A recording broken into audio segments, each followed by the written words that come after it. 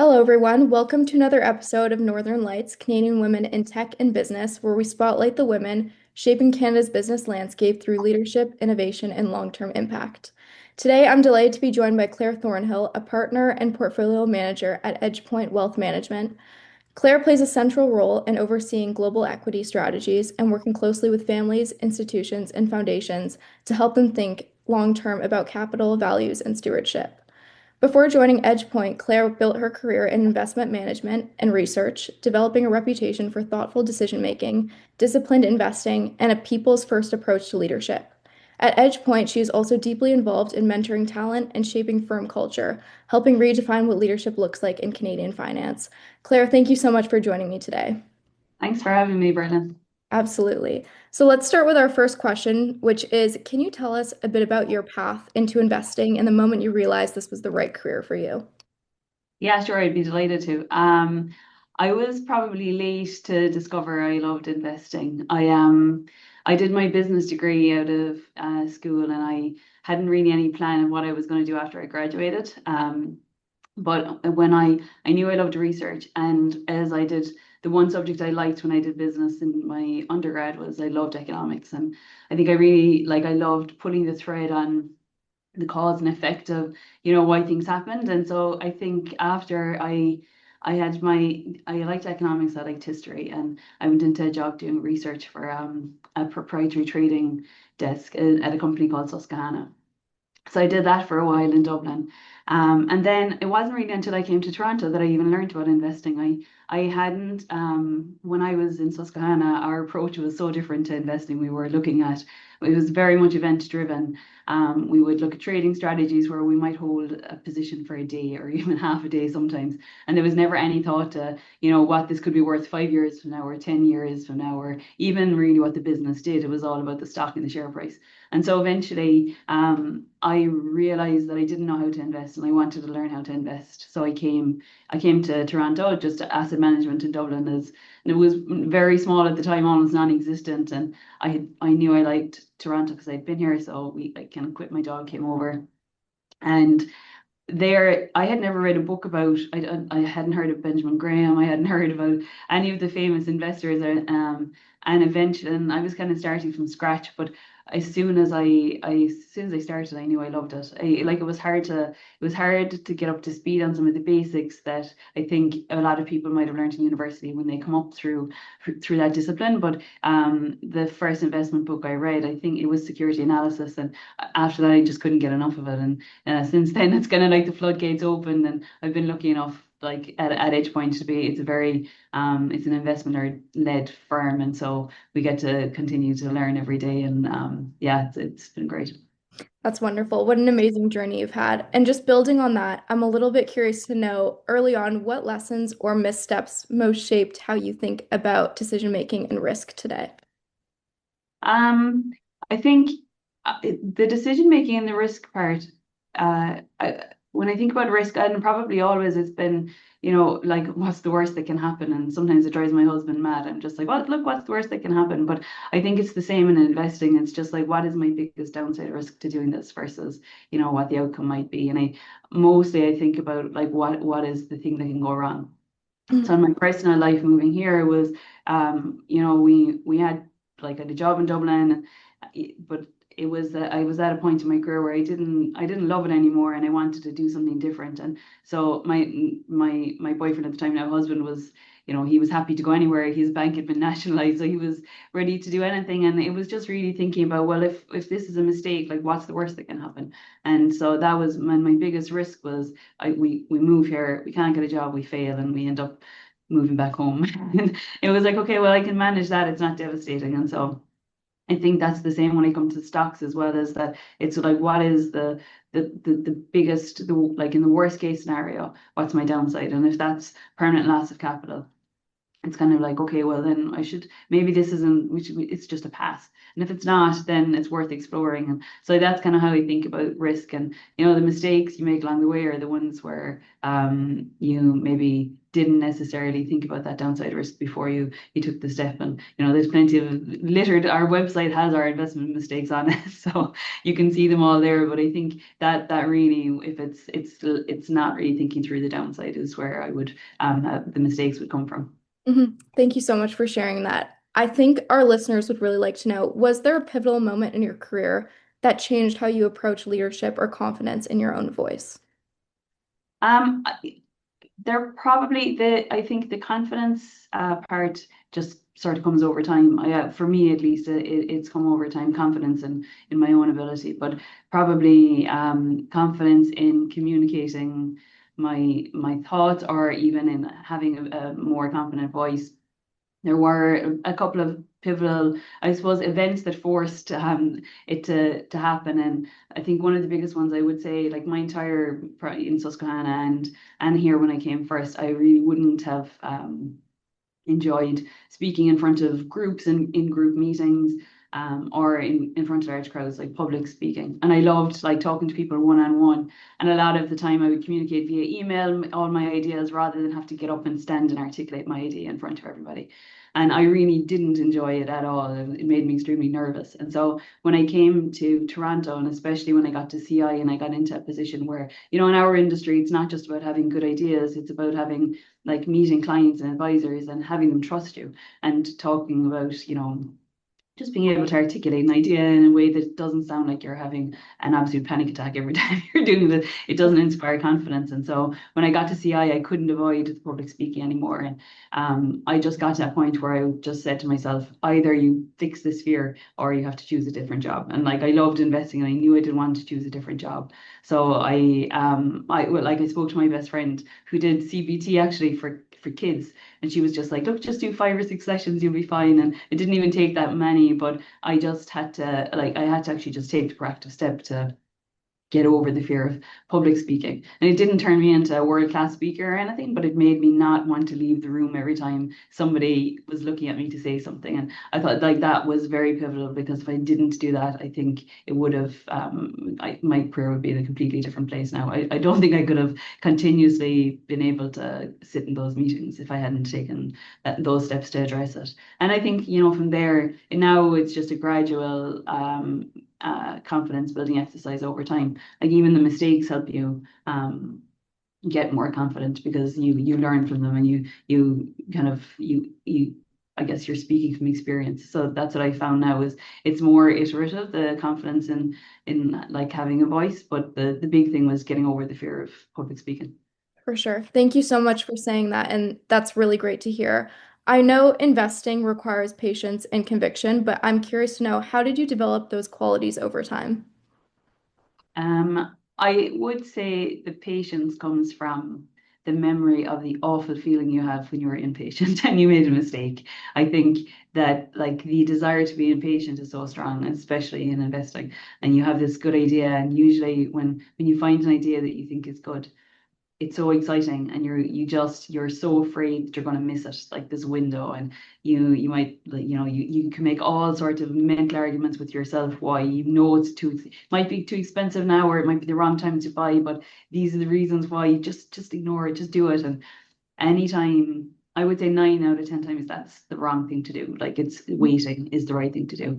And the more mistakes you make by being impatient, the more it goes into your muscle memory that you're like, I've been here before. I know I'm doing it wrong. It doesn't mean that you're not going to do it all the time, but I think it forces a level of patience, because you just remember like how many times it's been a mistake before. Right. And that waiting, I think, also does help you drive conviction in your idea, because it's the same as anything. Like even if you wanted to buy something, you're looking at like, I don't know, like a car or something. If you're waiting and you're watching, you get to see all the other alternatives, and you're like, actually, no, I still really like this one. That like it builds your conviction. And there are sometimes, if you can just make peace with the fact that there are times where you will miss it, but the vast majority of the time you're better off to be patient. I think that's really what helps. Mhm. That's great. I think this actually leads perfectly into my next question, which is, How has your career of understanding success evolved since the beginning? Um, I I suppose the definition of success hasn't changed that much. I would say probably success for me has always been like, am I doing something that I'm proud enough to call up my parents and to tell them that about it, and like that they're proud to talk about it to their neighbors or whoever else. And like I would say my family at home didn't like, they don't care about money or titles or jobs. It's just like, be a good person and don't necessarily mess other people over. And I think that that's really the key to it. And now I would say, like when initially at Susquehanna, it was like you would just struggle. It was an amazing job, but to try and convince someone that like making money by exploiting market inefficiencies is a good thing for society is kind of, it's a stretch to do that. And I think most of the time they didn't know what I was doing. And now like I get to talk about businesses that we own that are like, like we get to give money to them to help them grow, be better businesses, employ people or whatever. And we get to kind of help take people's money that they are saving for their retirement and help that grow as well. And that's actually something you can talk about, and it's understandable, and it's something you can be proud of. And so I think that's my definition, I would say, of success. Like now my mother watches like all the Simbria Day Investor Days and listens to the podcast. And like my son who's 7, he knows like this welding business we have called Lincoln Electric, like he knows they don't fire people, this kind of thing. So I think if we can just maintain that, that would be the definition of success, putting up the performance and the results to protect people's wealth and then just doing it the right way, I think. Thank you for sharing that. That's wonderful to hear. I just want to switch gears a little bit and ask you about what challenges you faced as a woman in finance, and how did you learn to navigate spaces where you were often the minority? I would say I've been really lucky in almost everywhere I've worked, that I never felt like I was the minority, and it never even came into my head that I was the minority for being a woman. And I think that's a testament to the places that I've worked, because I know that's not the case everywhere, and it's a testament to the people that I've been lucky enough to work with. But I think what I would say is that it's not that's not to say that there aren't differences. And I think the biggest difference that I encountered was when like becoming a mother, because it doesn't matter what way you like dice that up, you don't have time. You don't have the same amount of time to do the things you were able to do before. And so there are just constant trade-offs that other people don't have to necessarily have to make. Now, I know there are a lot of dads that put in as many hours as working mothers do, but I think there are trade-offs where prior to having kids, you can go to the networking events, you can go to the after work stuff, and you can go to the golf days and do all of those things and still be able to do your job and have a great balance in your life. And there is just that period of time where you can't do that. And so what I found was very valuable after becoming a mother was the women's networks that are out there. I think I had a much better appreciation for how important it is to have other females in our industry that are in the same position. And it's not to like that we're being victimized or anything, but it's just to find a network of people that can, maybe meet you while you're like getting your nails done or something, where you're able to combine two things at once. And just it's just great to have you, like a network is important, and having people as a sounding board to talk about even your investment ideas is like, it is so valuable. And that is the difference. I think it gets harder for a period of time where you just don't have the same amount of time to do those extracurricular things that maybe some of your male colleagues would have. Right. Thank you for that response. I think you made some really valuable points there. And I'm just curious to know, who were the people or mentors that had the greatest impact on your growth, and what did they teach you? Um, I again, I think I have been really lucky. I think in almost every organization I've been in, there has been a mentor that's been fairly pivotal in kind of my career progression. If I even go back to when I graduated, and when I was working at Susquehanna first, my first job in that company was I was like a desk analyst writing these reports, and they were like market commentaries, but like I kind of mentioned earlier, I wouldn't be running around the trading floor telling everyone my ideas, but I used to like write them into these market commentaries. And I used to write a commentary on like these like dry bulk shipping or like the oil markets, and I'd put in on all my own thoughts. And then this the head of the commodities desk, he was a trader. He was this crazy Frenchman, and called Christophe, and he came over and he was just like, you need to like come over here and just like join my desk. And he had no role for me, and I had no idea what my role was going to be. But I think we just kind of figured it out together. But he really taught me just how to look anywhere for an idea, because it was so unstructured. He was like, this is your seat, find a way to make money. And I was like, I have no idea what I'm doing. But he really gave me that, like, he forced me really, but a lot of mentorship um, went along with it, because he had made this like big call to pull me over onto the commodities desk with no clear return on that investment in the beginning. And so that really taught me how to find ideas in places, in anywhere that I could. And I think then after that, like as I came here, when I went to CI, I had a great mentor called Peter Hofstra, and he kind of gave me the confidence I needed to know that I could be a portfolio manager as well as just an analyst. And then EdgePoint is, if you ask me on any given day, I could name a different person on the investment team that was a mentor. But the two founders, Jeff and Ty, they're the lead PMs and the fund here. But the amount of mentoring that they give all of us, I think, is more than anyone deserves. But even my colleagues, like in the beginning when I joined EdgePoint, it was definitely like a baptism of fire for me. I had done investing, but the way that we invested EdgePoint was so different.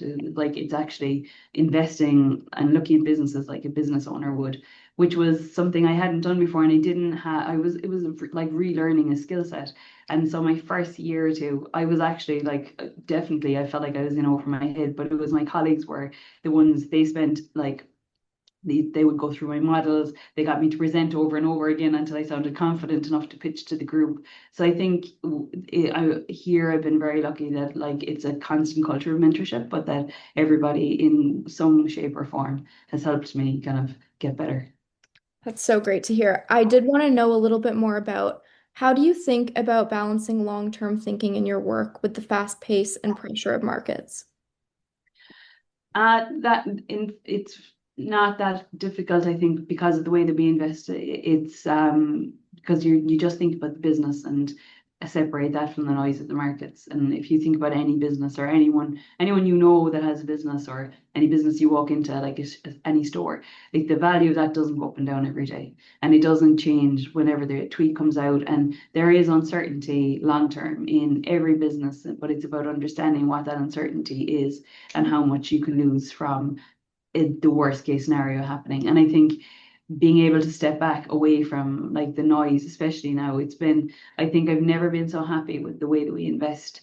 Like this year and last year, I don't know what I would do if I had to try and like continuously think about what the next tweet was going to be, or what tariffs would do to my business, or I like those things we think about in terms of like, will this ruin the business? Will they be better than their competitors? Can they survive? But if I had to just react to all of the headlines, it would just be impossible. It would definitely lead to some negative investment outcomes. Whereas I think now you just look at the business, and it makes it so much easier. Absolutely. Thank you so much for sharing that insight with us. And I think now would be a great time to share any advice you would give to young women or students who may be interested in finance but don't yet see themselves in that industry.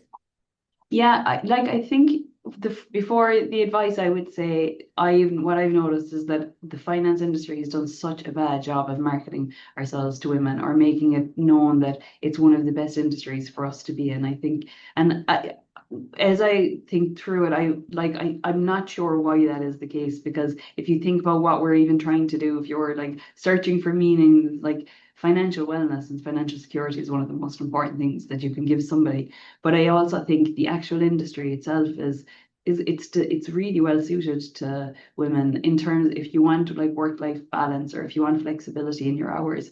It's not a 9 to 5 job, so like you're learning about businesses and you're doing a lot of reading. And obviously with family you don't get the same quiet time, but you don't have to be at your desk at 8 and be there until 6 or anything like that. So you do, like, I get a lot of flexibility to like leave and go to school, concerts, or you like it's much more flexible for people who want a work-life balance. And the skill set involved in doing what we do as well is, I don't there it doesn't make there's no reason for women to be a minority in it, because most of what we're doing is talking to management, like understanding businesses, understanding like industries or situations or why is this happening. And it's very like it's so suited to women. So I would say, first of all, like that's one thing, there's a perception of what I think that especially in the way that we invest, you see less and less of the kind of finance pros that would put you off wanting to get into this industry. Usually, like it's not that's not the case at all. I think they hopefully